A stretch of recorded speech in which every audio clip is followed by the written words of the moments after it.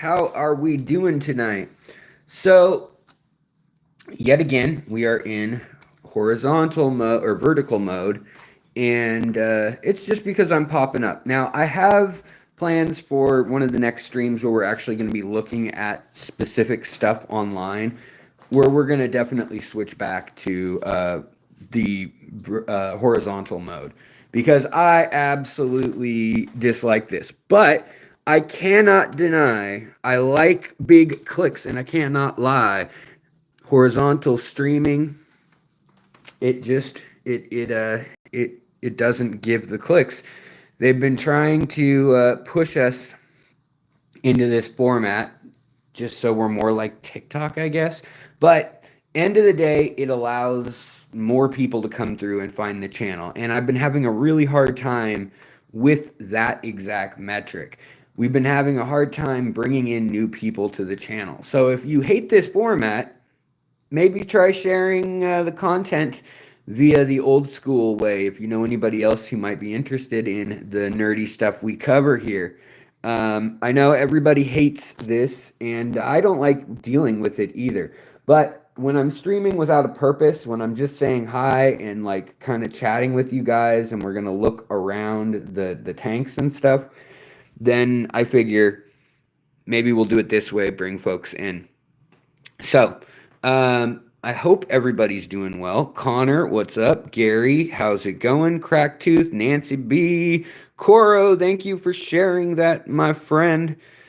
I wonder if it lets us. Oh, I can do polls. I can do live chat, and I can do. It does not let me enter my own chat in this format, apparently. That is odd.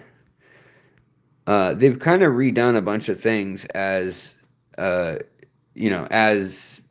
I don't know what. They've got all these filters now too. So we're just like TikTok. Great. Yeah, wonderful.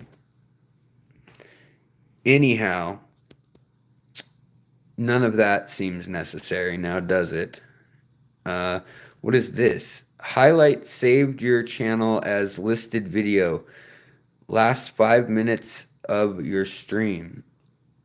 Don't know what that means. Interesting. So, I'll stop playing with it. Old timey Alex. Yeah, that's right.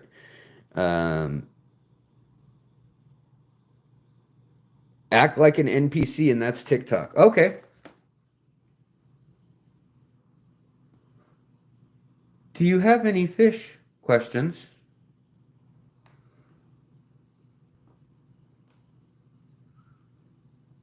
Fish questions?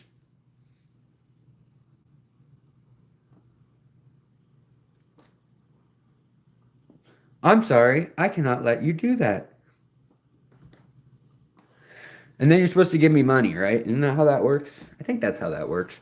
So everybody, I gave out plant packs. I gave out plant packs I didn't give them out. You guys bought them.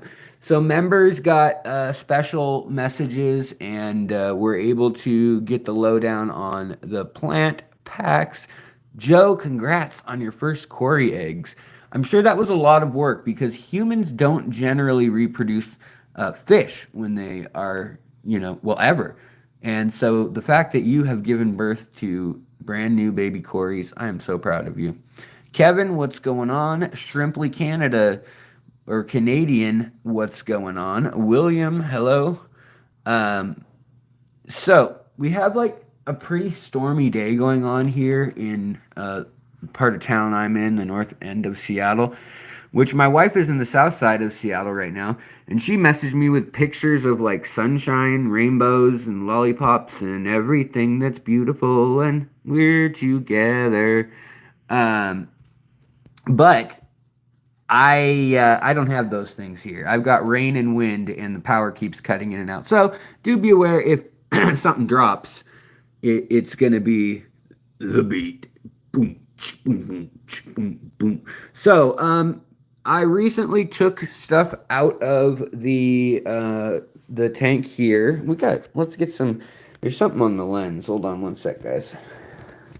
So the next plant sale will most likely be in, well, either a few days as I'm dealing with this tank. I might have quite a bit more stuff, or in like a month. This tank grows so incredibly fast. This is an old substrate, very layered. I mean, look at the mulm being created as we speak. You can barely see even the little spheres of ADA Amazonia soil that was the base here.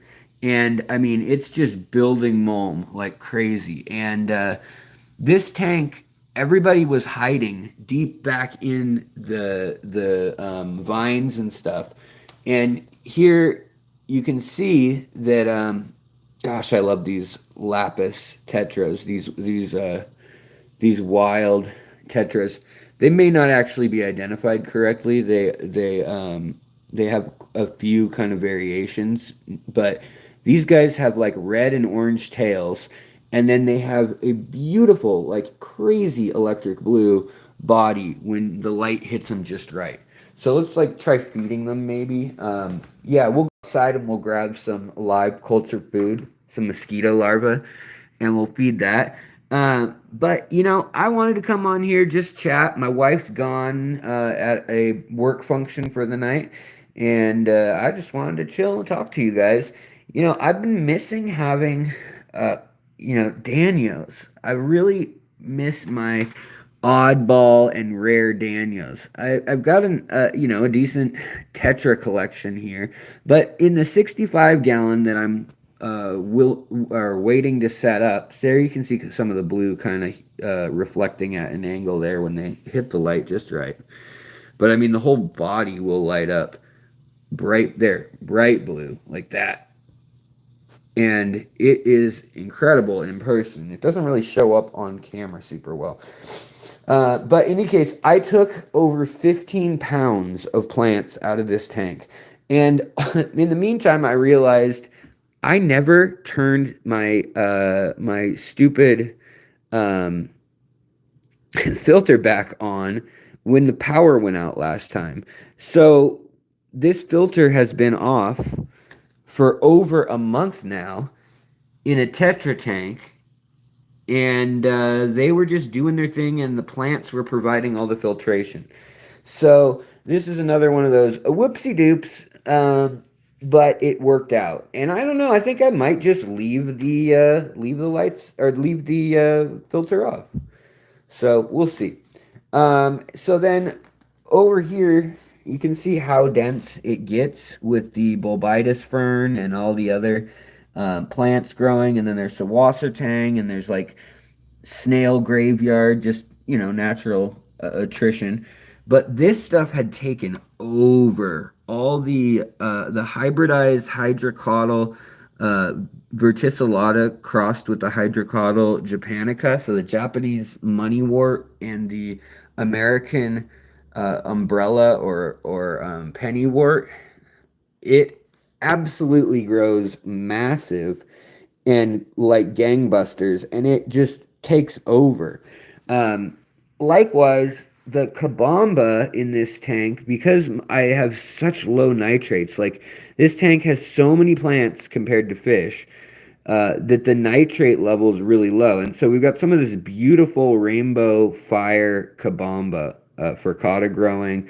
A lot of beautiful purple kabambas and things in here. And then also, let's see, do I even have any cuttings left that are showing off the traits? But I wanted to show you guys better off the Bacopa salzmane hybridized with the Bacopa colorata, because I let those flower, one in the other room and one in this room, and then I crossed them, and they produced a plant that has some really, really nice colors. Here is the Kabamba colorata on its own, right here. And it'll get like a darker or burgundy, like more of a dark green color, like a dark olive color on it. But when you cross them, this one is actually even different. This one is the Monieri crossed with the Colorata, and it has yellow to pink color on it. It gets lighter, and the leaves get more spade shaped, which is kind of weird. Whereas all of this stuff has been recently trimmed, and this is the Bacopa salzmani crossed with the Colorado. And you can actually see here, like lower down, the stems have a hue. Pardon, my hands are all dirty, beat up. My fingernails are busted. Dirty hue. Um, you can see almost like this reddish tint coming in subtly, maybe, if use your imagination. And let's hop over here to this tank. I think I put some extra cuttings in here, but I sent out a whole lot of cuttings to y'all. So you can really start to see some of the colors, especially like this one that's right at the top where it's starting to emerge. It gets some of the nice little purples and other colors like that. Now this tank I didn't trim from and send out because this tank has issues with algae at the moment, and it's this claudiphora algae, this really annoying, I don't know what to call it, pubic algae. It just looks gross. Okay, here we go. Here's a good example of the salzmani, which is a beautiful purple bacopa. Usually it's like the most purple you'll see here on this leaf right there. And it is bright, but it's pretty sensitive and a slow grower. And so what I've done is I crossed it with the Colorado, which tends to have highlights of pink over time. And so what you get in low light is this. This has been growing over in the corner and didn't get cut with the plant pack. But you can see that when it does actually grow up into the light, that you start to get some really nice highlights of like pinkish red on the leaves. And that's not, like I said, that's not even in highlight at all right there. Now, the other thing that I've been keeping an eye on is my hybridized Rotala Red Star with the repens. And that is a Rotala that has a nice kind of elongated oval or I don't know what to call it, a spear-shaped leaf with purple undersides. And then when it has any amount of light, you start getting at the crest, and then later on down the plant, you start to get like peach and red hues on the outer side, which is a little different because usually, if we can find another example here, usually on the other bacopas, yeah, here's another piece of it. But on the other, Ludwigias rather, you don't get the highlight in green down the center. You get the darkening of the veins as the color. And that's because super red Ludwigia, whether it's repens or glandulosa, it all has that red stem, and that's like where they're selecting the color from, like up over here where you see the actual yellow to red colored or purple colored stem at the top. Yeah. Now the metallic purple bacopa that went out too, and it is a nice pretty plant. I still think though that the fire bacopa is the best. And here you can see that red star Ludwigia a little bit better over here if this guppy gets out of the way. All the guppies are in the way. And there goes the Danios. So right now, I feel like such a fraud. I have been the guy who breeds Danios for a decade in the area. I'm the guy with the weird Danio strains and breeding them. And right now, I only have like 15 of the Tin Winnie Danios, which I should breed any day now. They're definitely ready. The females, like these ones right here, there's a big female, there's a male. But the big females with the bellies, they're ready to go right now and would probably benefit from being, if I set them off on their own, they'd probably benefit and clear out some of those eggs from their belly. Because right now, I'm sure they're laying eggs, which are just getting eaten by everyone else in the tank. But when they feel like no predators and completely relax one-on-one, they'll go ape, they'll go wild. Sparky the Caveman, what's going on? Kevin, Fish Fam, what's going on? Oh, somebody gave 5 memberships. Well, thank you so very much. Who did that?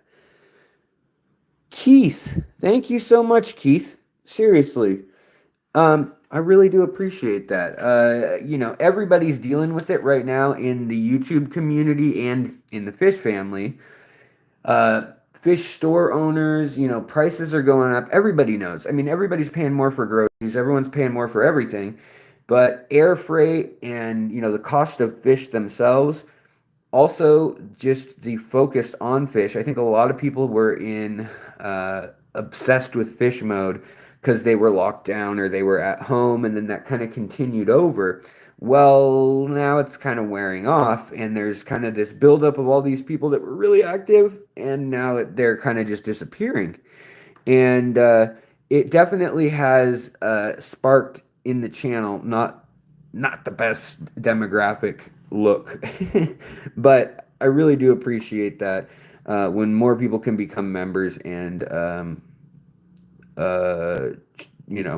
do that. I don't know how I can turn on closed captions, by the way, if you're asking, Honora. I don't know that that's within my power on a live stream. Alex, any advice for Dano tub? The Fireline hybridized with the Zebra Dano, etc. The Dano Chopra and the Kaithit Dano will definitely hybridize. The Leopard Dano and the Zebra Dano are the same species anyways. The Dano Frankii, Frankie, and the, which also goes by Leopard Dano, super confusing. That and the Kaithit and the Zebra Dano will all hybridize. Then the Chopra is a little weird in that it hybridizes with the Lake Inlay Dano and the Firebar Dano. I'm just grabbing a drink. Quench my thirst. Really, it's to feed my need for Dr. Pepper and sugar. Boy, I should just put a hat on. My hair was not cooperating today. Just not at all. But closed captionings, yeah, I don't know if I can do that. I apologize. But if you're flipping through and you are new, we are fish nerds here. We like to be as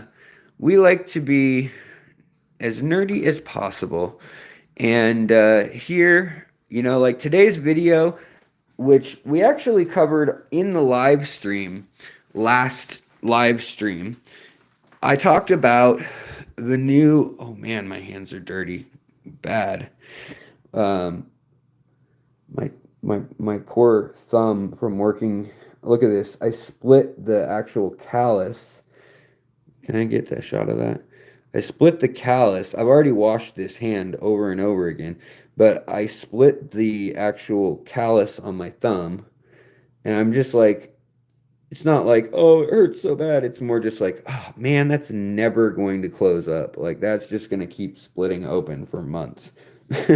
So it's a little frustrating. But yeah. But anyways, the video that I made recently, that came out today, I spent a good amount of time editing it, and I actually used so much research material. Like I copy and pasted the actual articles themselves. I highlighted pages. I took all the figures from the papers and then went and found a bunch of Google images. I asked Jason from Primetime Aquatics if I could borrow some of his Daniel footage.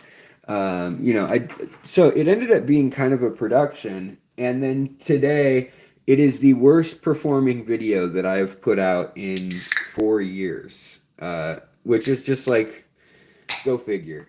It's so hard to know with those things, very wild, and it's about what I think is interesting, which is fish schooling and networking, and the fact that we have literally now seen fish using what we can only describe as instant communication to a group of all other fish in the area. So for, 30 yards in any direction, up or down, side to side, they make an electrical pulse and that sends a signal. Well, they also have an electromagnetic field that they can alter in mormyrids, all species of mormyrids, but they studied Peter's eye specifically the most. And the elephant nose fish are able to put out a different like thumbprint of a geomagnetic uh, echo or signature, I guess would probably be the best way to describe it. And because of that, when they change it, they're able to actually like let everyone know around them, I changed it, and that is like instant. That's the speed of electricity, the speed of light almost. And to me, that's really wild because they still have, sight, smell. They have their lateral line to sense pressure and vibration. They have their swim bladder, and they have specialized sensors like onodontodes are on their face. They also have special organs, and it's really fascinating because in the study they cannot. I mean, they literally said they cannot differentiate the way they're communicating with what telepathy would look like, because the fish have one way of communicating that's a click that they can pick up on a microphone that's tuned. It's not really a microphone, it's an electrical resistance reader, but they see the click and it has a certain sine curve to it. It has a certain frequency and energy level, and it is specific to that fish and to a certain function. So maybe they only see it when the fish are feeding, or they only see it when one of the fish is hurt, or one of the fish is not hanging out with the group and he's saying something, click, click, click, click, click, click, click, almost like Morse code. Well, beyond that, then they have an instantaneous way of changing their electromagnetic signature and field that's even quicker, and that is shared in the visual cortex of the other fish. And it turns out when they had a timer and a way to get food, they look and they map. First, they did a projection digitally, and they saw what like the best estimates were possible using sonar, echolocation, stuff like that, of mapping an area. And once the food had been identified, of then explaining that or exclaiming that and mapping directions. And so that other fish would be alerted. And they have figured out that these fish are 3 times more efficient at mapping and then communicating when they have a group, and that it's all going through their visual cortex. So it's not going into their spatial brain or the parts of their brain for the clicking and talking. It's going in visual. So that means that something in their mind, they're seeing the world around them in 3 dimensions, maybe 4 dimensions, who knows? And it's like augmented reality. So probably they're seeing things like, who knows, maybe a color of red or something for the pressure levels in the water, a color of pink for, or a color of whatever, green for the temperature, another one for the pressure, another one for movement or quick waves, so S waves versus P waves of energy. And I just can't imagine. I mean, we can't imagine. Like, it's just like seeing UV light. We just don't have a color for it. We didn't evolve with that. But these fish have these extra senses that are just bonkers. All right, let me just jump down to where the chat's at. And Alex, it was maybe for you a not so good production, but it was as a physics biology very interesting. Yeah, maybe not. We'll see. We'll see. Happens often with videos. It's actual content, not background noise. Yeah, Evergreen Psyche, that is a problem. When I get too wrapped up in citing sources or quoting papers and not just like blatantly stating things without evidence, uh, like asserting things like these fish are psychic, not going to back that up. Like if I did a short on that topic, it might be popular. But as soon as I go into explaining and trying to prove like the scientific and fascinating to me details behind that, it's like, no, snooze fest, nobody wants to watch that. But for the sake of, I don't know, knowledge, universal knowledge, I just feel like we have to share how we got our answers. You know, you got to share your work on the paper on the math test. Um, so yeah, and yes, YouTube is becoming TikTok. Hence why we are streaming in this way right now. Do you have a fish? Oh yeah, I have a fish. I got lots of fish. Let's look at some fish again. Fish again, Michigan, wish again. So I got a new tank also. Hey, you want to see me kill a plant? Ta-da! I got this plant at Trader Joe's. It's supposed to be a bog plant. And this one, they recommended soaking in water. So I did that. And now it's dead. It's been 2 days. I don't know how I killed it so quickly. But in here, we've got my lazy betta down in the claudiphora. And by the way, I saw the question, how do you get rid of claudiphora algae? Don't know. I have never gotten rid of it any other way than just manually removing it and then some other algae moving in. Basically, I mean, some other, whether it's plants or something else taking up its space. I use a turkey baster a lot. It sucks it up pretty well. And then I'll just literally have a cup here and just be like, all right, getting rid of it a little bit at a time, a little bit at a time. Now, I have to say, it's not harmful. It's not toxic. It just absolutely grows tremendously quickly. And I want to make sure it's not in any more tanks than I can help it. It is, for me, unfortunately, it got into my fish room when they were selling Marimo moss balls under the name, they were selling Claudiphora under the name of mossballs because they were just compacting this stuff into little balls and then selling it, and it was not the same algae as you would see on the like Baltic or Japanese style. So in this tank, I wanted to mention that I've got some of the smallest fish in the hobby slash world, but this is a full-grown fish right here. Where is it? There it is. Trying to get it to focus with the turkey baster there. This little guy is the Metallalis medaka. Then there's also the Mekongrensis medaka in here. That one has more of a blue hue on its body. Let's see here. The males have a turquoise to blue hue, but that's a brand new guppy fry, basically, like within a week. And it's the same size as a year-old one of these medaka, these wild medakas.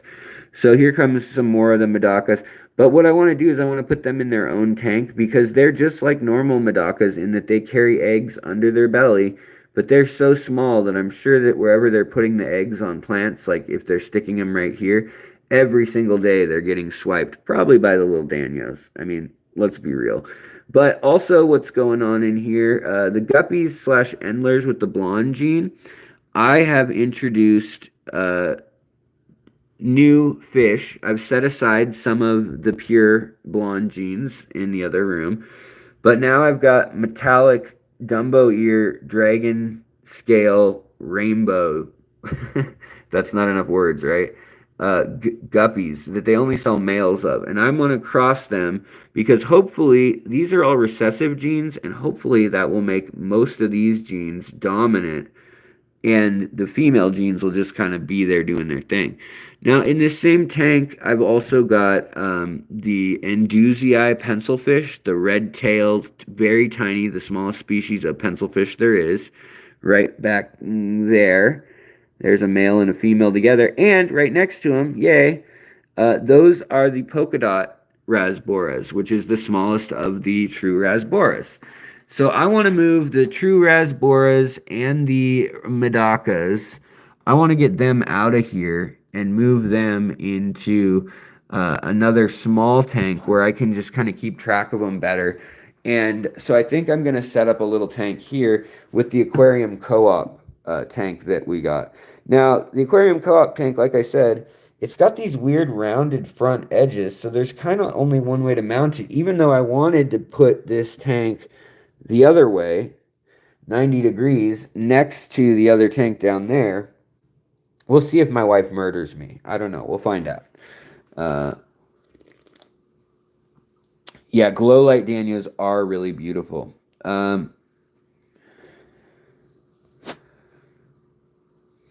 Hey, thanks, Dave. I really do appreciate that. I know that it is annoying to be streaming this way, but YouTube is pushing it, and they have literally cut off.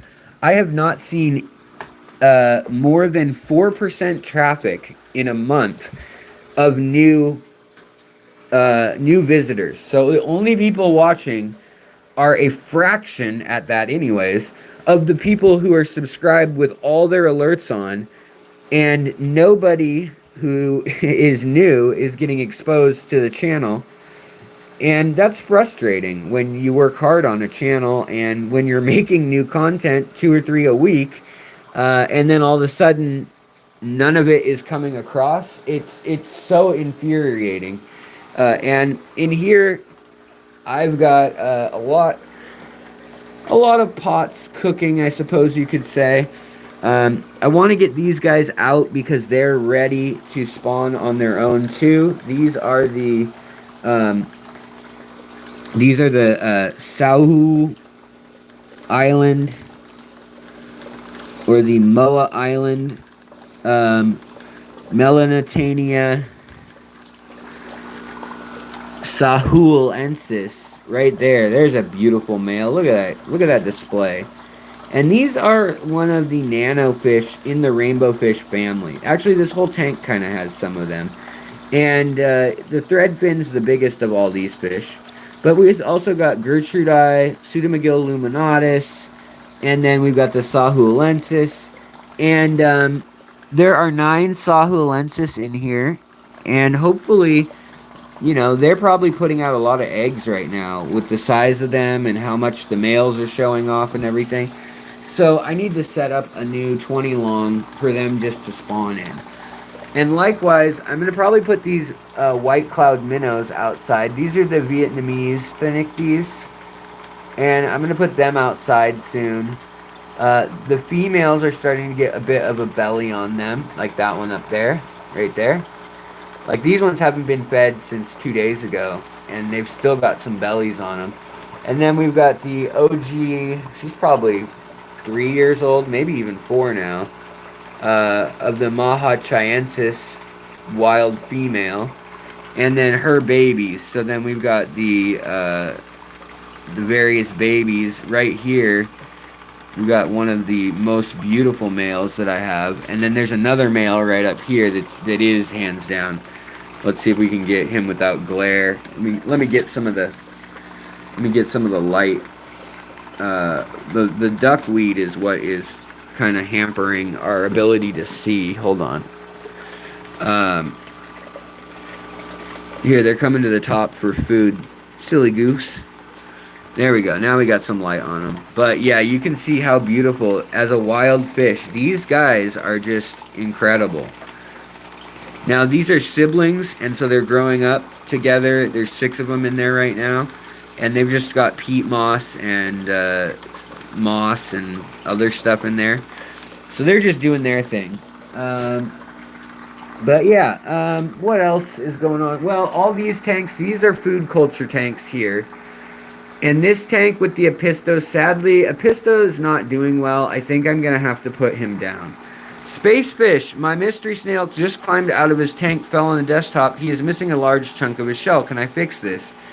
The best thing you can do is put him into water with a few catappa leaves, but put him back into the water if he was healthy in that tank he was in. Put him back in there. And what will happen is, let's go to a tank that's full of snails, is if he has a crack, depending on how severe it is, sometimes you'll see him actually heal really crazy. Like this one here. This one had his whole shell eroded by being in too acidic of a tank when I was trying to spawn these guys in another little nano tank. And he actually lost almost all the armor on his shell. But he grew back that shell and survived because nothing attacked him in the meantime. Now, likewise, the blueberry snails were first in water when we didn't know better, when we first imported them in. They were in water where their shell was getting a little bit too much acidity on it, and that turned the tip of the spiral kind of white where it was growing. And now it's getting reinforced and turning kind of actually a slight purple-ish hue, which is great because I'm trying to figure out what parameters we need to be at in order to get that burgundy and purple color in those snails that we see in the wild in pictures by like Chris Luca. Now here, let's see, I think I can get him. Yes. We got a little baby of those snails, and he's absolutely beautiful. I don't want to hurt him, but this guy's absolutely beautiful. Sorry guys, getting the focus on everything. Absolutely beautiful. They can come in this color here, this beautiful burgundy auburn kind of color. They do have that potential. And come on, focus. There we go. So that is a brand new baby born. I mean, that's today. I didn't see him yesterday at all. And I've been pretty diligent about moving the babies. And I just saw him actually poking out of his operculum, the little flap at the bottom of the shell. So hopefully he's doing good and surviving and all that. But he's one of the good snails. He's one of my new snails. Now look at this. We have a planaria. I hate planaria. I don't like them. They make me mad. All right. So in case you didn't see it, basically I just disturbed the water and sucked up the planaria. Just did it again. Let's see. Really hard to do this. Get it, there we go, get it on the screen. He's right, there we go. He's in there. So, if you keep it moving, because he'll hold on to the side otherwise, but I can feed him to these zebra loaches, and they absolutely love planaria, which most fish do not. Now, my betta will also eat them too, just out of like, I'm doing what the other ones are doing. And these little hovering loaches, actually what they do, they eat these soft snails here, like on the glass. If it's a snail that doesn't have the hard, rigid shell yet, now everybody's had their lights off, so that's why every snail in the tank is right here on the glass eating algae. But the hovering loaches, you can see them right now, and they're actually right back in there. They're actually munching on snails that they're eating off of the rock that are soft shell. So, despite the fact that this tank is also a jungle tank, there are a bunch of fish in here that are eating all these snails, even though it's totally overgrown with snails per se. But the reason I'm letting this tank continue to be the way it be is because the loaches have been spawning, and they are a fish that is not known to breed in captivity with any regularity. And here we've got like a big fat female, and she's super happy doing her thing. We'll feed them here some actual extra food, and hopefully they'll come out and say hello. Alex is actually the entire Griffin family rolled into the archaeological fish keeper McGee. Well, thank you, I guess. Thanks, Coro. I'll take it. Now, I wanted to mention, too, right now I don't have any plecos, and I haven't had any plecos for quite some time. Now, I'm giving fluval bug bites to this tank. Nice high protein, a soldier fly larva. Hey, here comes one of the bettas I rescued. I have a secret reel that I might share with some of my top tier members. where I truly did rescue bettas from a PetSmart. Literally, these bettas were dying. And my opinion is, if you go in and you buy them, you're not saving them. You are encouraging them to order more and let them die on the shelves.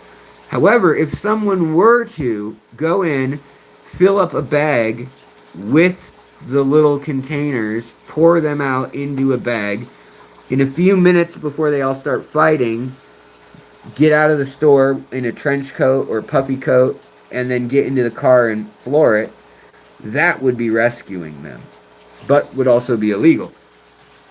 Conundrum. I would never do anything illegal.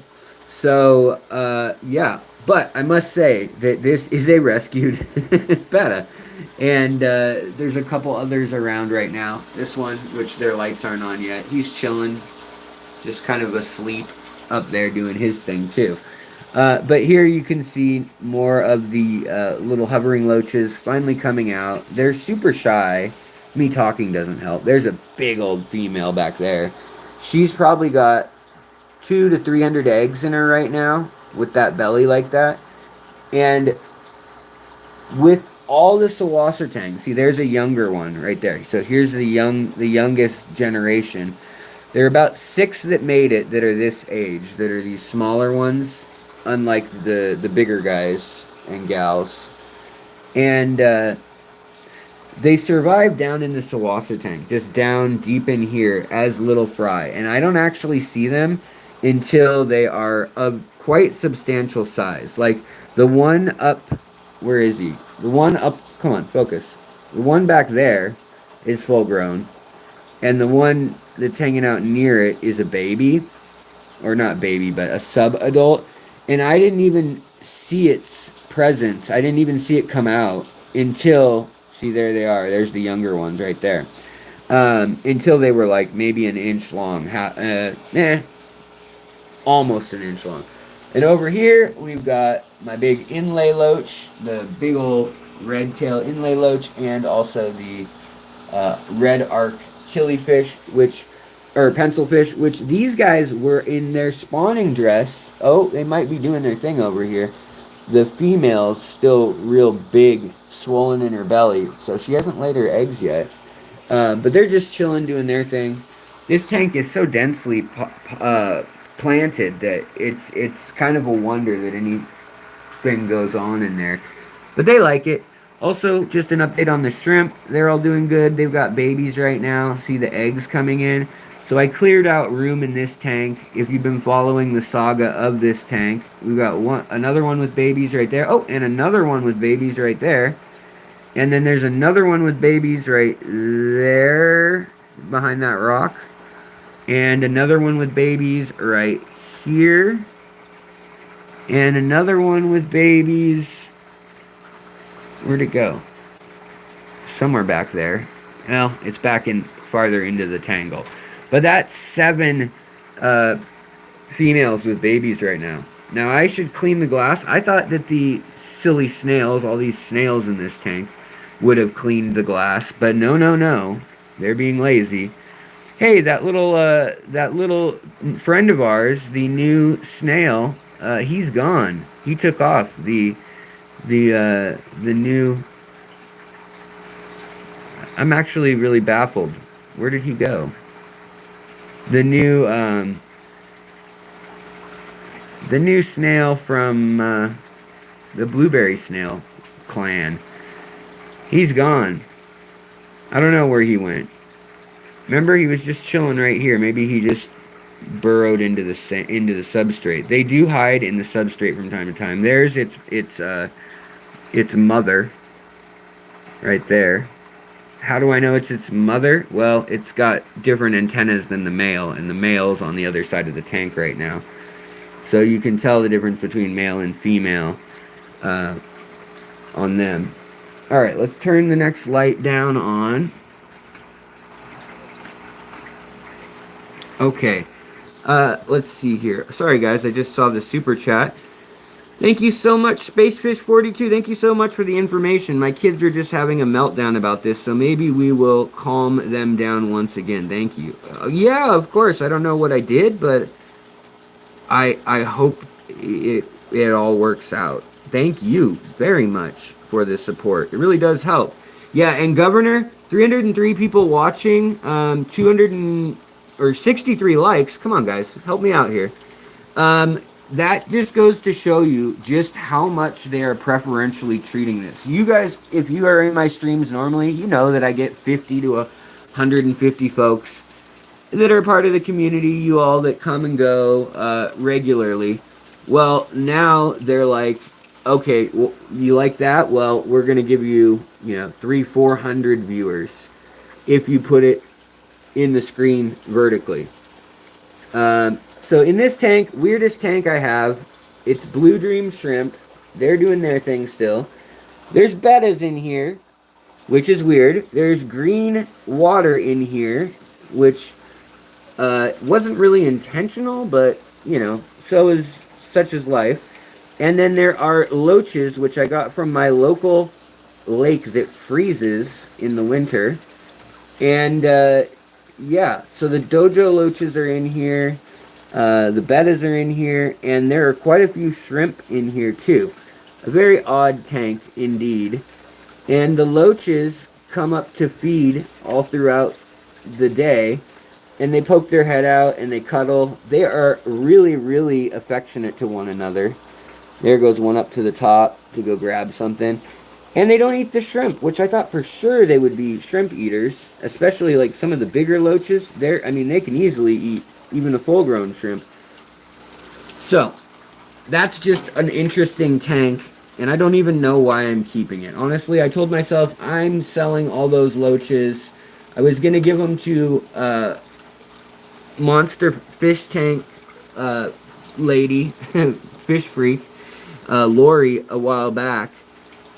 And I just never got to shipping out more of them when I brought them in from the pond. But, yeah, I don't know what I'm doing with them. If you have a question for Alex, don't forget, at FishStream, make sure I see it. Yep. And as Koro mentioned, 10% discount on a bunch of different products out there, guys. Dan's Fish, Aquatic Arts is 15% off. So check the description. If you're in the market for fish, you want to support the channel, fish, shrimp, plants, I have tried to elevate the people that I think are doing a good job of it, that carry rare species, that don't overcharge, that ethically, they care, they don't want fish dying. They have a satisfaction record like up in the, 90, 95 percentile. That's the lowest it ever goes. Like Dan's Fish is like 98.95 or something positive reviews. And they all are very proactive in quarantine and taking care of the fish.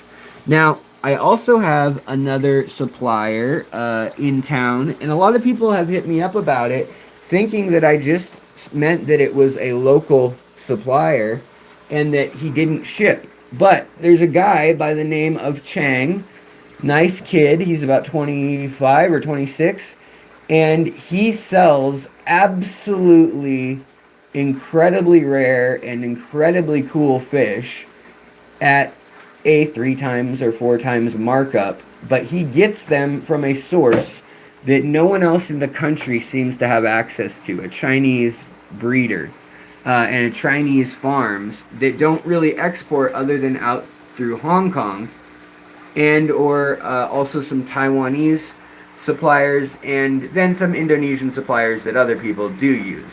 But he's getting really fascinating fish, like these glass belly guppies that are retailing online for like $100 a pair a lot of places. These were $29.99 for the pair, I believe. And they're really cool in that you can see the babies forming in the belly of the mother. So when they start to get their eyes developing as little larval fish, you'll see them in the mother. And so I have footage and pictures of all the babies that exist in here right now when they were in her belly. Super fascinating. And these ones actually have a little bit of color to them with the glass belly, and they have ribbon fins and high fin genes, which is all the more rare, and Chang was able to get a hold of those. So I was, really impressed by that and excited. He is selling Get this. I mean, you won't find a better deal anywhere. He is selling the true zebra plecos, the L46s, for $129. Plus, if you use my discount code of Fishery10, you'll get 10% off that. Boy, we got some algae growing on the glass here, fellas. But we have some rainbow fish that need to perk up. And this tank, I figured I wanted to show you guys a little something about it. Would leopard Danios be okay with the betta in a 33 long? They'd be okay, but I wouldn't probably do it unless it's filterless and you really need them to be stirring up the water. They're great for stirring up still water if you don't want like a totally still tank, but you don't have a filter or like black water. But I would say that the issue is that, you know, they're just so rambunctious and sometimes they will nip, especially at ornate bettas. So it kind of depends. But if you have enough cover and the betta has kind of a corner with plants and floating plants of its own, it can hold its own. Do I play Roblox? No. Yes, and loaches can survive freezes. Isn't that bonkers? And Tariq, 20. Thank you so much. I don't know where that is from. Manchester City is your logo. But thank you for the support. Seriously. Hey, Mel, what's going on? Johnny Best, what's going on? Alex, what do you cap the aqua soil with? So sometimes I just use more aqua soil and I don't worry about the cap because the mulm will... So you guys know this tank's only about, what, 3 months old now? And you can see already mulm and algae and debris and just the fineness of particles. Even though I made this as a lasagna tank, it's kind of redecided. That sand was on top for a while. Well, I have fish that dig in this tank. Specifically that dumb tail sticking out right there. He is a major digging fish. And we have an eel in here that also digs like crazy. And you can see where they took a divot out here and dug. But when they were done, just due to the way water is, the aqua soil fell slower than the dense bits. And so when it was all up in the air as a little cloud mess, it came back down and that landed on top. But nevertheless, the stuff with the density, like the mulm and the algae that's now growing underneath this layer here, and the sand that's here, as long as we've got nutrients down here still that I originally put in there. Oh, watch these guys. They're so cute. Oh, now they stop, of course. But I love the yo-yo loaches, watching them play. They're really fun to watch. So we put that in, and it's still getting a cap made out of the finest black sand that was ever a part of the tank. That kind of just settled and became the new layer of cap. So you can do that, but honestly, you're going to be okay unless you're running a really overloaded, heavily stocked tank with no plants. Like, honestly, this tank has very few plants at the moment that are useful because they're not pulling nutrients out of the water a ton. Beyond that, this tank is still going through its absolutely bonkers phase of algae. And this algae that's on the rocks, it was worse, but you can see that red algae, brown and red algae that's on all of the surfaces here. It's very, very thick, and it may even have a bacterial or cyanobacterial component. But literally, I have to, try to shake it off and try to, take something and just, slap it around and break up how much it's growing on, like, this Stellodon Dawson's right here. If I don't do this, the plant will not be able to photosynthesize because it's so covered. But the interesting thing is that algae is so loose that it just knocks right off, but it'll be back tomorrow. Like, it's literally a never-ending battle. Like, it just knocks right off when you even just barely touch it. So the few fish that are eating it and dealing with it, like Mr. Saddle Loach over here, It does, it's not that big of a deal. Uh, but I can also tell that some of my plants that have had the opportunity to grow up to the surface of the water, like this Nicea triflora, it wants to be up and out of the water now. And so, both for light, but probably for CO2. So I might run some CO2 in here in hopes of just cutting down on all of this surface algae that is developing in this tank. I mean, the main issue is that all the nutrients that I had expected to stay locked away were unleashed by both the eel and the tiger loach that are in here. And so, like, this poor crip may not make it. It doesn't even have enough surface area exposed. This red crip spirulina doesn't have enough surface area exposed to probably photosynthesize. And it's red anyhow. So photosynthesis is not its strong suit. But yeah, these leaves might be toast, which would be a bummer. Same with my Loganandra. One of my all-time holy grail plants for me, my silver powder Loganandra, I can brush off the debris every few days, and it can photosynthesize a few days more, but I'm going to need to be getting into more water changes and things, and because of my dumb miscalculation of putting eels and or loaches in here, they are unlocking, essentially, all the nutrients that I had intended to be in the substrate for years to come, for probably 2 or 3 years of this tank charging with the lasagna method that I use all the time. They dug right through the sand, the 2 inches of sand buffer, the cap, if you will, and they released all of the active aqua soils. And so there was a ammonia spike, which immediately, because of the plants and the bacteria in the tank, was converted to nitrates, then nitrites, then nitrates. So it's not harmful, and I'm able to get rid of it just with water changes, and the fish are still looking colorful, healthy, and happy. But boy, can it produce a lot of algae and then biological debris, which over time can build up, clog your filter, just take over surface area that would better be serviced by other organisms and other, other plants and things that would do better without it. So that's kind of the report right now on the rainbow tank and loach tank. We've got the little yo-yo loaches there. I wish the tiger loach would come out more, and I wish I saw the eel ever. I just see the eel's nose every now and then, and it is a dwarf peacock eel, and yeah, I don't know.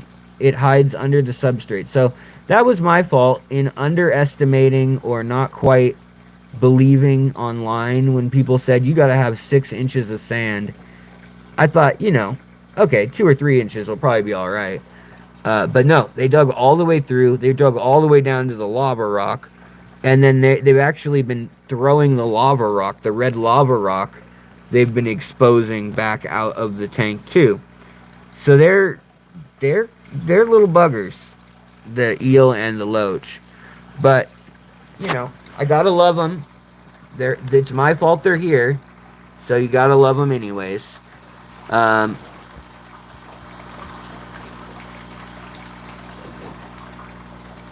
That, and you guys know that I don't want to shy away from ever showing what's going right, what's going wrong, what I'm learning from. I mean, I've been keeping fish 25 years. I haven't ever kept rainbow fish in a tank like this, though. I've never kept big rainbow fish, adult rainbow fish, large body. Oh, here comes the tiger loach. Maybe. He's in that crevasse right there. But, yeah. Let's see if we can lure him out with some food over there.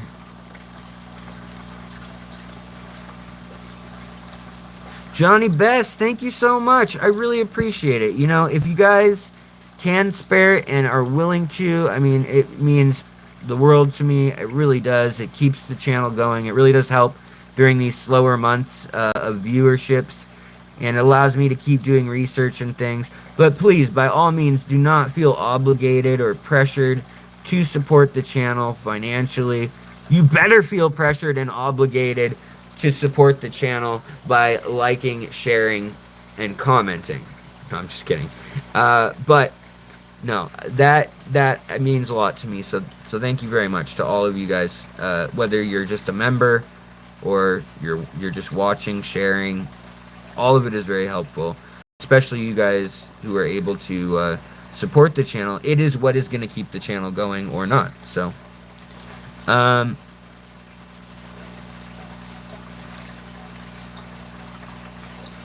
a natural tank has very little fish because of the biological load. That's not true. I have some nature tanks that are fairly heavily stocked. It just has to be the right fish. So you could have something like swordtails or, little sunfish that eat algae and eat microorganisms off the glass, or white cloud minnows for that matter, that would never put out that much bioload, but they would get a pretty dense population. Even in a here come, oh man, he turned around. He's really a beautiful loach too. The tiger loach has these like bronze and copper and then silver to platinum colored stripes. It's a fascinating looking fish with a real pointy mousy nose, but he's also not the brightest in that he thinks like with his tail sticking out like that of that cave that he's hidden, I guess. So we'll see if he might come out in a sec again. Considering I don't know where his tail's at. But yeah, Koro, I agree. So you may want to be careful with the nature tank. You may not want to have a super high protein predatory fish or a big fish by weight. But if you had a bunch of like nano fish in a nature tank, I mean, you could easily have 100 chili rasboras. Oh, there he comes, guys. Look at that. You guys see how much soil or substrate he just moved in 2 flicks of the tail. He literally just made this pile out all the way to here, dug up the deepest sand layer. Gosh, he is a brat. He just ruins this tank. So now this tank is kind of like his domain, and my only option is to keep up with the water changes for him. The other thing he did was he released a lot of the crushed coral that was in there for long-term GHKH and buffering, as well as the carbonate and calcium components. And he just flicked it up onto the surface. You can see the flecks of it up here, which hardened the water and also raised the pH like overnight on the freaking tank. So that's all very frustrating. You have to keep adding more catappa leaves to counteract his work. But this is going to be a rivalry that now that I'm aware of, I will, in fact, defeat him. This loach. Fish Hippie, what's going on? Money well spent. Thank you for bringing this great, for all you bring to this great hobby. Well, thank you so very kindly. That is very, very nice of you. I really do appreciate it. Again, if you can't spare it this month or this ever, don't. But if you can, it is much appreciated. Last month was the leanest month I've had in quite some time with the channel. But because of the memberships, because of things like Patreon, people buying plant packs, all that kind of stuff, people randomly sending me stuff on PayPal sometimes for like an hour consultation or chat on the phone, man, that makes all the difference in the world, skirting by. And the next thing I really want to be able to do is buy good quality B-roll film of what is going on in the deep ocean, or not the deep ocean, but the deep lakes and exotic places that I can't reach filming. Or if I talk about, oh, this is a fish that lives in uh, Kenya, having some footage of maybe drone shots from Kenya and stuff like that. No, yeah, Mr. Nature, you by no means are we upset with you or anything. We appreciate you greatly. Just having a friendly conversation, and I totally respect your opinion. Um, I was just kind of sharing my take, which is I agree in some regards, but other regards, I've had tanks with no filter, no anything. They don't even have like lights, or they just do water top offs. Some of them I've even not fed. Like I was saying, some live bears and things can eat algae and just whatever. If you give it a good enough running start in the beginning, little microcrustaceans and things. Now, at a certain point, they'll overexploit their resources, and one will win. Now, I wanted to show you guys how fast these little guys grow. These are the metallic live bears, and there's a baby right up there with the blue eye. And these are the black chin metallic live bears from Costa Rica. And then the guys with the stripes are pygmy swordtails, the smallest Ziphophorus species. And they don't have swordtails, really. That's the male there with the yellow on his body. Oop, focus. And he's got a notch in his tail, kind of, and that's as close to a quote-unquote swordtail as we're going to get out of the species here. But these guys are fascinating. The metallic live bears with the black chin, and it goes all the way down into their gonopodium, their male bits. And that fin, which helps deliver and inseminate the female, watch how they'll get under the female, and they'll get a 90-degree angle to a female. This female is gonna have a live baby very soon, anyways. But they'll get right under the female, a complete 90 degrees, and then they'll like pogo stick. It's very unlike any other live bear I've ever seen. Usually live bears rub alongside, chase, and then dance in front of the females.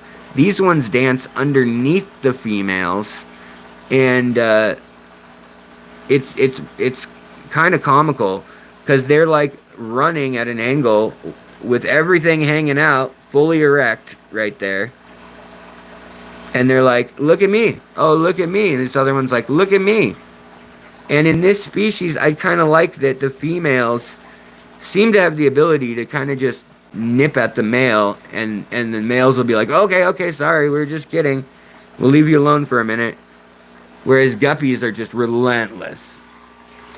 So over here, we also have all the Beckford eye pencilfish.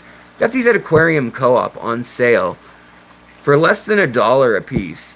And these need to be, I need to spawn them. I need to do the wet season fake out, because there are two females that are straight up eggy and are probably not going to be very happy. They're probably feeling pretty cramped internally, these two here, because they have eggs, like probably 200 to 300 stuck in their bellies.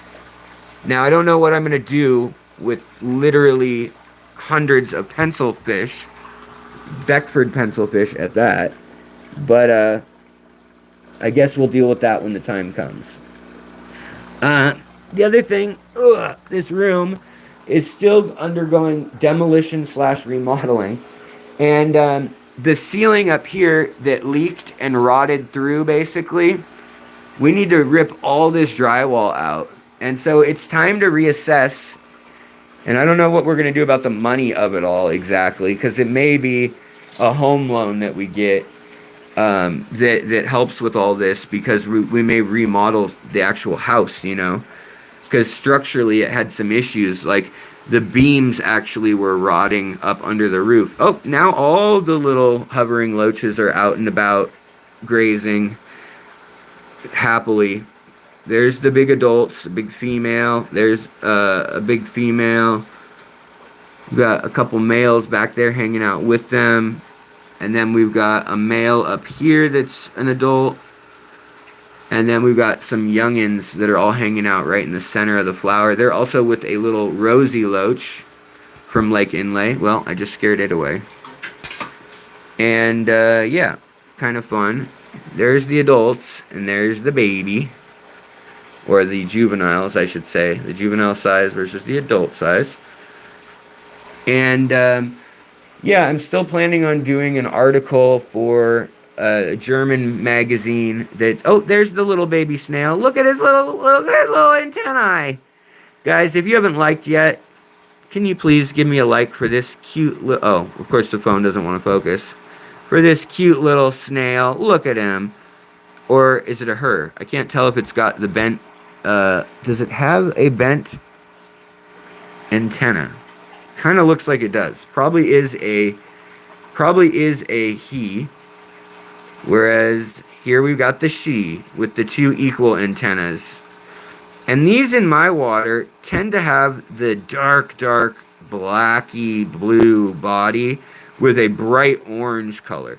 Sometimes they're as yellow as the shrimp are in this tank, and an absolute like blue color or purple color, like a bag for Crown Royal, right?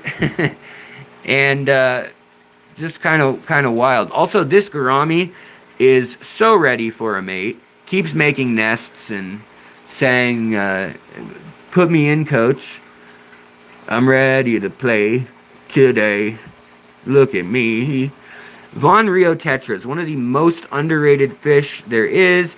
These little guys here were $2.99 at Aquarium Co-op. Now, Aquarium Co-op's flagship store, I like them. I go there a lot because their fish are very rarely sick. They just don't have my favorite selection, and the plants they have aren't up my alley. They tend to be more like very common plants, and there's like 20 that kind of stay the same. But they're good. They're good quality. They're great for beginners. They're great for low light. And the fish are kind of the same thing. They kind of have a set group of fish, and then they'll bring a couple things in that are new. And I hope with the expansion that changes, but this is one that they brought in, and nobody was buying because they were on a low shelf with bad lighting. And they're an absolutely incredible fish. They're only $2.99 also, so people see them and they look about like, where's one that's washed out? Kind of like this one here. And they think, oh, that's going to be a lame fish. It's not worth the money. Same with the mates. These can go for up to $30 a fish some places. These blue ones, these neon purple tetras as they're called. Again, if you watch my channel, you know my frustration. They're never purple.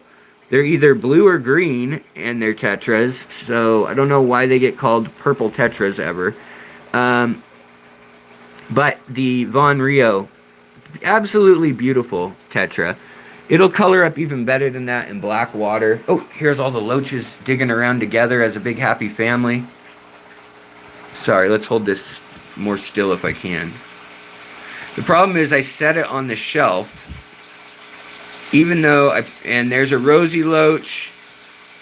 Even if I set it on the shelf, the pump for my, for everything else in the room, it is causing everything to vibrate. That tangled mess of lines. I need to figure something out about that. Just as I figure out what I'm going to do with all the problems in the roof, redoing all that. So I'm just torn. Do I bring in the new tank and put in a 65-gallon here when I've got other tanks that I could tune up? I've got other spots that need help. I don't know. I feel like, am I biting too many? Am I biting off more than I can chew? What's going on? Now, these are Kalitawas. They're in here with Malawa shrimp from Indonesia. Right there. They're from the island of Sulawesi. And these are my wild ones. So these actually have some of the genes that were crossed with the gold nebulas with those silver sparkles. But these are none of my blue or red long-term project shrimp. These are just my wild ones, and I'm hoping that they sustain a population and just kind of keep living and growing and being chill. Like, oh yeah, here's a baby in the grass. A few babies are in the grass here. So that's good. They look like Gonzo with their eyeballs. That's how you can kind of tell a Malawa shrimp, or some people say Malawa. But here, there's two right here. Where are they? Where did you guys go? Right here. And they have eyeballs with a white around their pupil and that big Gonzo looking snout. See the pupil in their eye with white around it? There's another one staring us straight on right here. Gonzo. We're zoomed way too in way too much. And then up here, here's the male Kalitawas with the red tails. And then we've got the females also without that. But they'll all be getting a lot prettier as they grow out. It looks like I only have 3 males and 6 females. I got those from Moonlight Aquatics also. And hold on, let me messy floor, messy tank. Everything is a mess. Need to add water tonight. Evaporation is a real thing in this room. And yeah, I really want to get these guys, see if I can get their babies churning out, especially since I have so many of them. So we'll see. But I'm kind of torn on what the next move is in the fish room, how much more I want to take on at a time, if I want to get back to aquascaping a little bit more, maybe do a CO2 powered tank. Obviously, the ideas of, you know, heated ponds and things like that, those appeal to me greatly. But let me just sit down with y'all for a moment. Let's have a peaceful little chat. And where did I put my tripod? My try-hard tripod. It's another thing I need to get a new one of. I've had so many tripods in my life, in the life of this channel specifically, and I don't know what I do to them, but I sure beat them up. And right now the little nubbins broke off, or I don't know what happened to them. There were rubber nubbins that hold whatever phone or thing you have, and they fell off. So the phone falls off real easy. So yeah. Try hard. Sunny, what's up? Asha Llewellyn, what's up? Josiah Remington, Sunny G. Good to see you guys. Patricia White, Fish Dreams, hello. Get the roof and sheetrock taken care of first is what I would suggest. Yeah, you know, that's the thing too, is just, I'm not going to be able to do it. I can't even work with my arms above my head for more than, you know, maybe a half hour because of the 5 herniated discs and the rod in between 3 of my other vertebrae. And so, I don't know, it's really frustrating being, you know, I'm not even 40 yet, and, you know, by 35, I was out of commission because of the back surgery I had then, and so it's kind of been the last few years I've just been realizing, like, man, I really can't do a lot of the things I really wanted to do. And another one is, like, I'm online watching people like Lawrence Kent, one of my good friends from Seattle, going out and collecting just beautiful fish in Malaysia right now. And, you know, I couldn't be in 105-degree weather with 100% humidity. Like, that is how I ended up in the hospital and ended up, you know, in the ICU on oxygen, and I wasn't on like life support, but man, it was not good. I was not conscious for 18 hours. But Andy says, my suggestion about new tank. Yeah, wait for the construction to be done because the vibrations and dust. Well, the thing is, I don't know if I'm gonna have to move all those tanks out or what. You know, at least the top row is gonna have to get moved. And I can probably put a tarp over everything else. It really depends on how much like glue, sealant, putty, mud that they are using on all of it, and how proficient and good the people are. We'll see. You know, the other thing is right now I just literally don't have money to do that. And so my wife and I are kind of waiting a few more paychecks because we just paid for my dental stuff, which was 15 grand last year. Then this year for the top teeth, we paid another 7,500. It's just sorry guys, I'm gonna just go on a little rant, which is why are your teeth not part of your body? I get hit by lightning and bust out 19 teeth, and they consider that a luxury. They consider that a non-essential part of your medication. Toothless, hi. You can stop saying it though. Um, yeah, they're luxury bones. Them's fancy bones. So it's just frustrating, especially because of if you have been to the dentist, you know that it is, I mean, for a crown and a buildup and a root canal, that's going to cost you $2,000 to $3,000, which I had done on 19 teeth. Well, actually, I had done on 14 teeth. Then within 3 years, they all failed. So after they had told me they could save my teeth if I spend this money, all of a sudden they had to pull them anyways. It's just bonkers. So yeah, like your mouth is one part of a tube, basically runs the outside through the inside of your body. Yeah, if you've watched Vsauce, he has an episode on how many holes does the body have. I've got like a black smudge on my nose. And yeah, it is wild. His calculations of how we might just be one giant tube.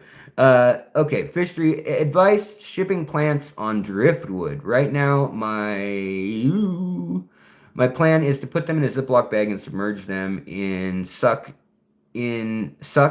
submerge it, suck out the air, no paper towels.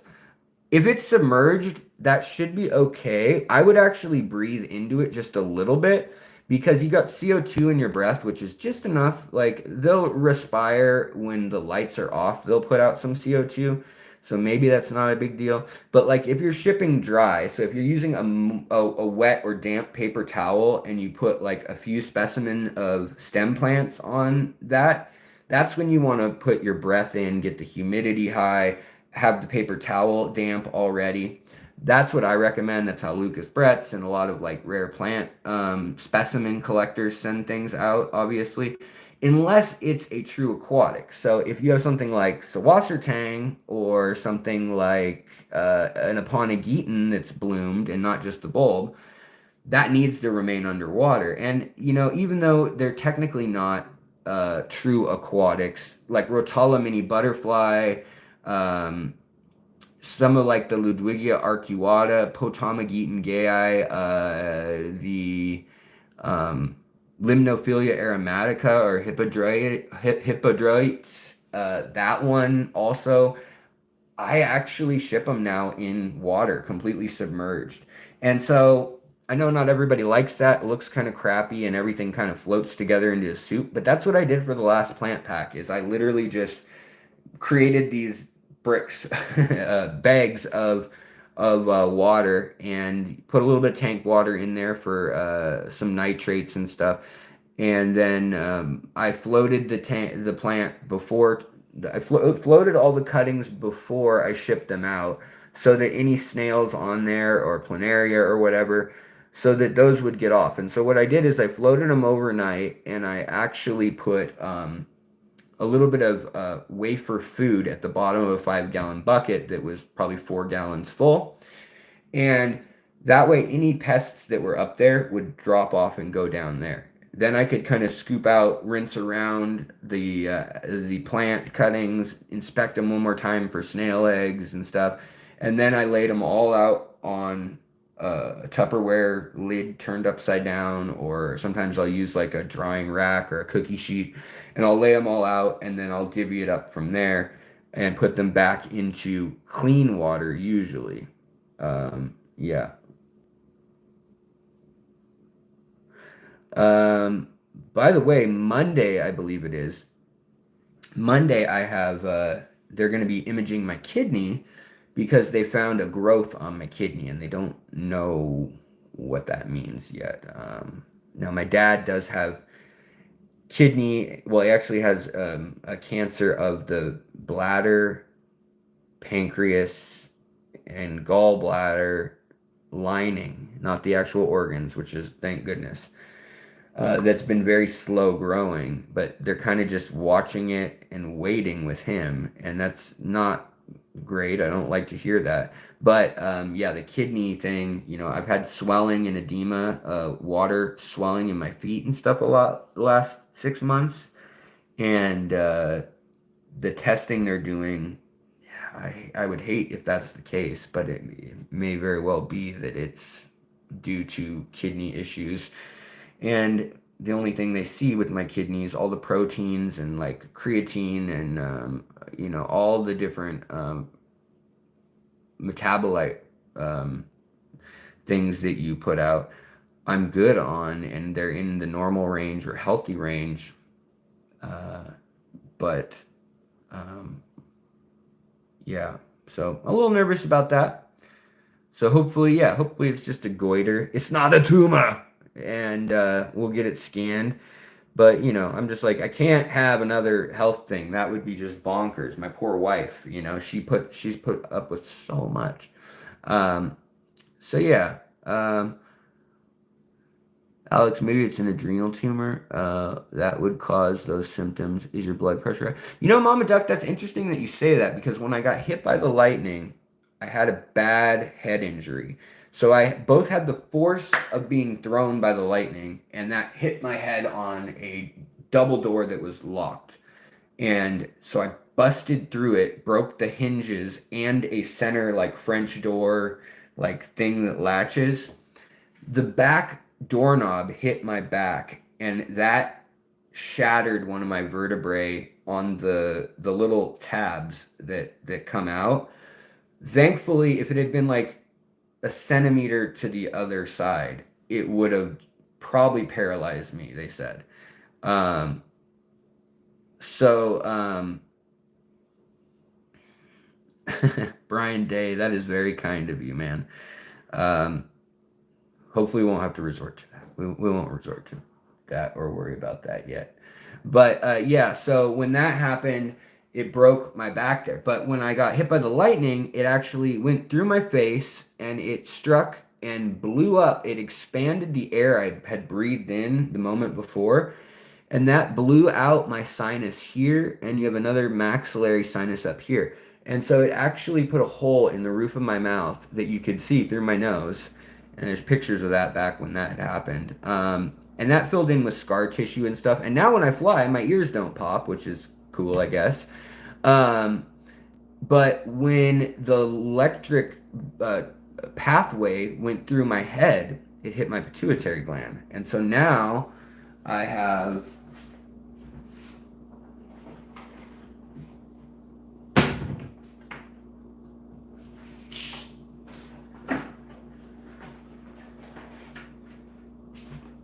a whole bunch of gels and creams and injectables for all my testosterone, progesterone, even like human growth hormone, little factors like that.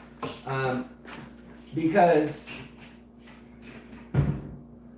my body has not been producing testosterone or any of that stuff based from my thyroid. Because in your brain, your pituitary gland controls those things, and it creates what they call luteinizing hormones, and luteinizing hormones then go to your thyroid and tell your thyroid how much of each thing to make.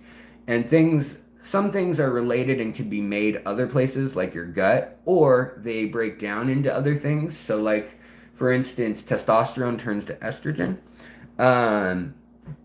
over time. So that's like I may have some of it, but it's very low.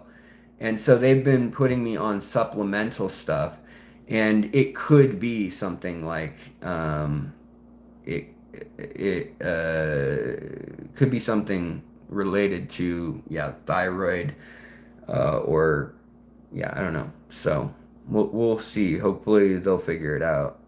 Best way to start a no filter tank. I have a couple videos on that, but I really think the best way is just to set up a tank lasagna style or father fish, Wallstead, whatever style you want that's kind of a deep substrate, a robust and plant focused tank. And then just start it with a sponge filter or a hang off the back filter and let that run, but don't ever clean it. Just let it clog, let it stop working, and you'll get it cycled. It'll be safe for a while, it'll have that buffer for a while. Within 6 months, easily, it'll be clogged. Now, you want to make sure that your nitrates at that point that it clogs remain under like 10 or 20 parts per million. If they start going up to like, 50, 60, 70, 80 as the weeks progress after that filter has stopped, then you're not having enough plant load or enough bacterial surface area covered with the bioactive beneficial bacteria to actually help you, or your substrate hasn't matured enough, which obviously it hasn't. It will still be very young at that point, and it's only years into the process, a year at the earliest, and probably 2 years is more realistic from what we're like learning now, that deep substrate anoxic substrates can start doing the process of sequestering ammonia for then the plants to access. But I do have videos on all of that. So hopefully, I know YouTube has made it near impossible to search for stuff, but if you do at fishery and then some subjects that are what you're looking for, try that. If not, also, I mean, I would be honored and delighted if you guys each just went to my page once and went back through my subjects and just picked a couple videos that sound interesting that you've never been shown before to watch. That would mean so much to me. Just to kind of shake up the algorithm. Just so if there's something you think sounds like a cool video and you're like, I never got shown that one, or I didn't know he's made 3 this week or whatever, I only saw one. That really does change things. It kind of resets the board a little bit. I do have Corey Cats. I can't do Alex, can I spam my channel? You can sure shout out your channel. Barry Klein, welcome to becoming a member. Thank you so much, Barry. And also, Barry, you have access now to 200 extra audio episodes. Today's episode on the normal channel was very similar to the way I used to do kind of the audio-focused podcast shorts, as they were called. Which they had a video, but it was just me talking usually, and so they were very good for if you want to put in the car and put on the playlist and just listen to news in the hobby, news in academia, new research, new species discovered, but especially stuff like species sometimes is interesting, but you don't get to see the picture if you're listening. So yeah. Check those things out, though. You can go to the community tab, and now you'll have access to a whole bunch more stuff. Yeah, I got to get to the endocrine doc, that's for sure. Yeah.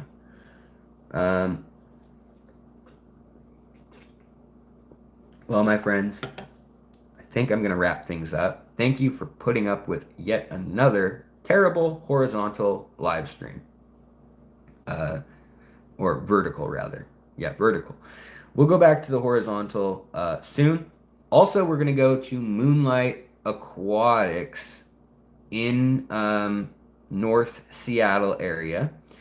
And we are going to check out their zebra plecos, their albino L33s, their 274s, their leopard frogs, watermelons, their claro. I mean, they've got so many cool things there that I want to show you what they just got in. If not to buy, just, window shop. I can't afford them. I can't raise them. Yeah, Johnny Harris with a few extra pounds, a lot of extra pounds. I'll take that. That's for sure. I'll take that. I and I like his work for the most part.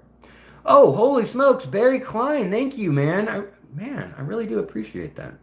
I've been wanting to join for a while. I really appreciate your well-researched videos. Truly amazing work. Thank you so much.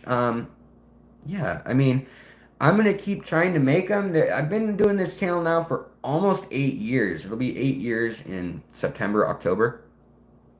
Uh, that I've been doing it consistently, like every month without fail. And I think the first video was actually like 9 years. The first fish video was 9 or 10 years ago.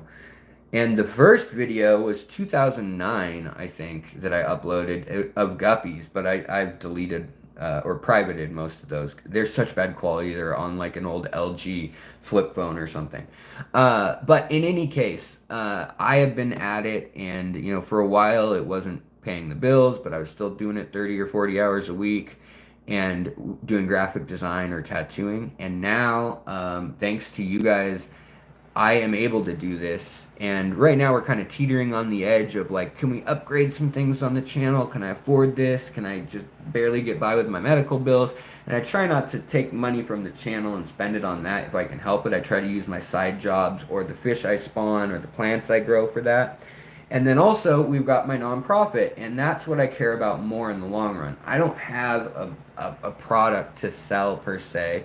I've got people that I want to encourage who are selling things like affiliates, but I don't have anything to sell you guys right now, really. I barely even have merch. My merch is all out of date.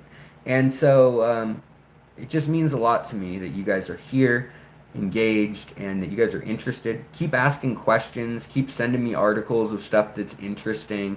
And I hope you guys all have a just absolutely wonderful evening, a great weekend, and I'll talk to you guys soon. Take take care. Take care of your critters. Take care of your plants. Do your water changes if they're needed. Skip them if they're not. And of course, take care of yourself, or you won't be able to take care of anyone else. So, have a wonderful night, you guys. Thanks for the stream. Good to see everybody. And well, hopefully Tuesday live stream. I'll see you guys, if not some other time sooner. All right.